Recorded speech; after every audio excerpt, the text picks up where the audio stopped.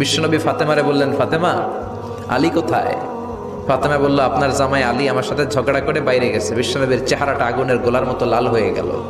বিশ্বনবী ডেকে বললেন, ফাতেমা, তুমি বিশ্বনবীর মেয়ে হতে পারো, কিন্তু আলী তোমার স্বামী। আলী যদি তোমার উপর নাখোশ থাকে, জান্নাতের দরজা তোমার জন্য খুলবে না।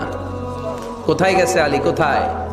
বললেন যে মসজিদে নববীতে গেছে। বিশ্বনবী যে দেখলেন বালির উপরে আলী শুয়ে আছে।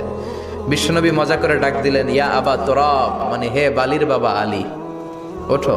এখন আলী ওঠে না, রাগ করে আসছে। বিশ্বনবী এদিক দিয়ে তাকায়, আলী ওইদিকে তাকায়, মনে মনে করে এতক্ষণ আপনার মাইয়াই গুতাইছে, এখন আপনি গুতাইতেছেন।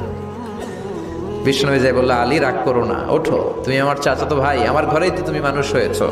ঘাপটি মেরে হাতটা ধরে টান দিলেন। সেদিন আলী উঠতে বাধ্য হলেন, ঘরে নিয়ে আসলেন।